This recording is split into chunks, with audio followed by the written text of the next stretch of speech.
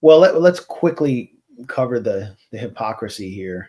I mean, this is Biden's former press secretary who wanted to be his secretary, and they put her out to pasture by giving her an MSNBC show that nobody watched. I mean, literally nobody watched it. Simone Sanders Townsend. I think now it's very appropriate to reiterate that elections have consequences. I think now it's very appropriate. It's like you're supposed to read that. I can't read that in my own voice. It's just so condescending. It's written minutes after Trump's comments began to reverberate through corporate media. And she's wagging her finger at Arab Americans, at people who wouldn't vote for Kamala Harris because of the genocide in Gaza.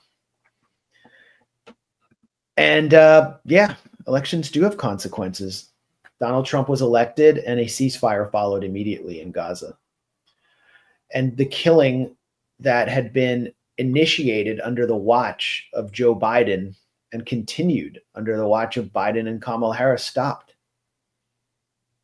I mean, I'm so glad that I am not waking up every day to images of dead children and going to bed every night to images of more dead children. Things are horrible in Gaza. What Donald Trump's rhetoric was cretinous and barbaric. But Kamala Harris and Joe Biden were responsible for the slaughter of those children. They created an air bridge that delivered an unprecedented level of weaponry delivered to Israel. 85,000 tons of explosives were detonated on the Gaza Strip by October. So in 1 year, I don't know how many nuclear bombs that is, but in the first 3 months of the conflict, more than the bombs that had been dropped on Hiroshima and Nagasaki were detonated over Gaza. That was done by the Democrats. There was no protest in Congress. There was no call for Biden's impeachment. Now we have Al Green calling for the impeachment of Donald Trump for his words. Mr. Speaker, and I rise today, Mr. Speaker, with a to whom it may concern message. To whom it may concern, ethnic cleansing in Gaza is not a joke, especially when it emanates from the President of the United States, the most powerful person in the world, when he has the ability to perfect what he says. Ethnic cleansing in Gaza is no joke, and the Prime Minister of Israel should be ashamed, knowing the history of his people, to stand there and allow such things to be said. Ethnic cleansing has been a crime against humanity. And I stand here today in the well to denounce what was said, to denounce what the president said, to denounce the complicity of the Prime Minister of Israel, and to remind people that Dr. King was right. Injustice anywhere is a threat to justice everywhere. And injustice. All right. I mean, that's a great speech. Great rhetoric. And why did we have to wait till there was a ceasefire and a new president to hear it? Because you couldn't say that under a Democrat. You couldn't say that when Kamala Harris was running for president. You couldn't say it when Joe Biden was running for president. And you know, Al Green was one of the better members of Congress with his votes. He voted against the massive military aid package to Israel, but we didn't hear that, you know, he went to the mountaintop rhetoric invoking Martin Luther King to denounce the president and calling out ethnic cleansing. So again, like, maybe this is a positive development. Now that we have Donald Trump, the Democrats will actually resist ethnic cleansing and will stand up for civil rights. Remember when I tried to interview Al Sharpton at the Democratic convention about the Democratic Party-sponsored Holocaust in Gaza? He just walked away from me. He seemed deeply uncomfortable. Now Al Sharpton would have no qualms about condemning Trump and Netanyahu. Well, maybe. I don't know who's lining his pockets, but they certainly made a strong case for keeping them out of the White House if you care about Palestine, Because when they had the White House, people like AOC, one of the most progressive members of Congress, went before a national audience and lied that the government, that Biden and Kamala Harris were tirelessly working towards a ceasefire. Would AOC ever lie on behalf of Donald Trump to say he's doing anything positive while he's presiding over ethnic cleansing? No. So if you're going to lie to cover up for a White House that is enabling mass murder and ethnic cleansing, if they're Democratic, then you're making the argument that it's better if you're in the opposition, because at least you wouldn't do that if it was Donald Trump in the White House. So they strongly made that case. And by the way, that rhetoric of lying about Biden working for a ceasefire, Biden and Kamala Harris working for a ceasefire while the genocide is ongoing, that's just as offensive as Trump calling for ethnic cleansing now that there's been a ceasefire. I mean, it's really offensive to pretend as if Biden's trying to end the war when he's enabling it.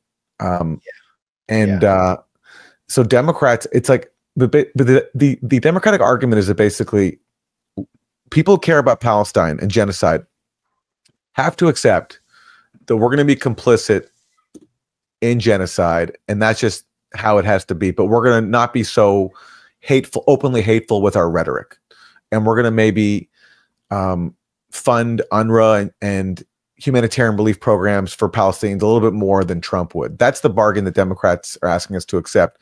But you have to be okay with us enabling genocide. Enough people in this election finally said, forget it. Like, we're not going to vote for you anymore just because of the scraps you occasionally offer Palestinians in between funding their extermination. The Democrats are more effective at advancing Israeli interests while appearing like there's some daylight between the U.S. and Israel. They're more effective at bamboozling the American public. And here's a perfect, here's some new evidence that proves my point. The point that I made to Tony Blinken, which I never could have if I hadn't interrupted his final press conference, that a ceasefire deal was there for at least 8 months, that Hamas had accepted it. And here is the former defense minister of the Israeli military, an architect of genocide, Yoav Gallant, confirming exactly what I said, that a deal was there since July. It was actually there since May, and it may have been there since October if anyone was serious about making a deal with Hamas. But let's take the most conservative interpretation here from the defense minister, Yoav Gallant, that thousands and thousands of people were allowed to die in order to prevent the deal from coming about. And it was Tony Blinken who prevented it, along with the rest of the Democrats. Let's talk about the hostages. Did Israel do as much as it could to get them back? We could have brought back more at a lower cost, Gallant says. The agreement we see unfolding these days is, broadly speaking, according to the Americans, according to the cabinet secretary, the same deal that was on the table in May, which you supported. The proposal that Hamas agreed to in early July was identical to the current proposal, except it was worse in several ways.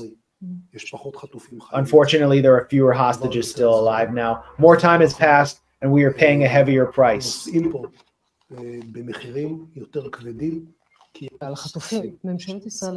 So, I just don't think there's any way you can make people ashamed of not voting for Joe Biden, who would have been part of the Democratic constituency. That's my Kamala Harris. Yeah.